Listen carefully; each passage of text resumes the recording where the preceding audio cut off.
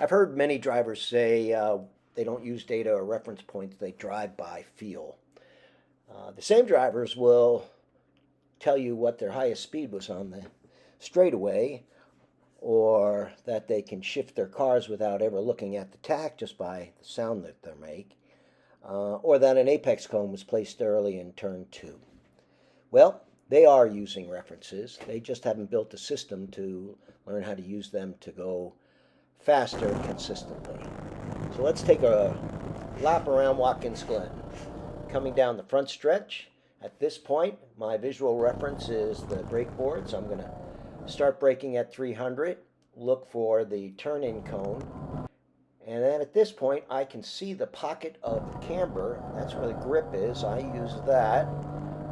Then I come out. At the end of this painted curbing, you'll see a cone. I use the painted curving end to tell me when to turn in.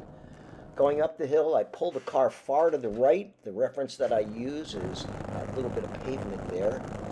And going through the S's, it's really about being smooth and hitting your apex using all the track on the inside. Don't let the apex get away from you.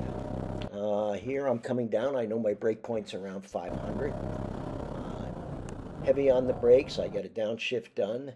At this point, I'm starting to see my way into the bus stop. Now I'm looking at the middle of the track.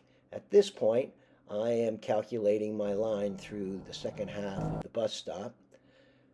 Here I'm looking up the track. I know I want to be in the middle. And as I turn in, this is the section of the track where I start accelerating to test the grip that I have in the front and the rear of the car.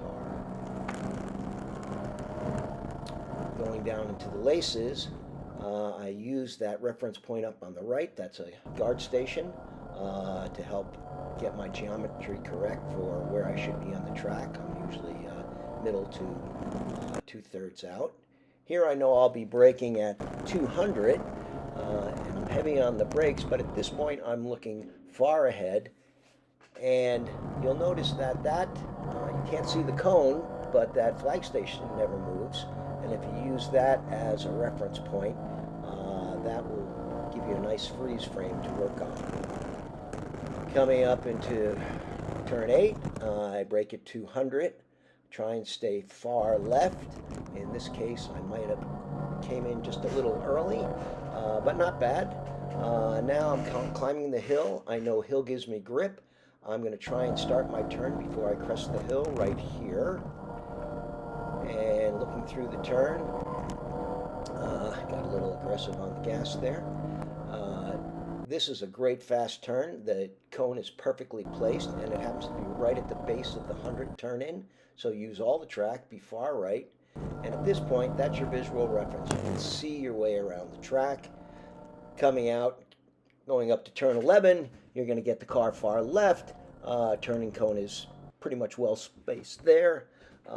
Bring the car in. Use your slowest point of the turn to tighten it up if you need extra room to accelerate out. And that's an example of a lap around Watkins Glen using reference points.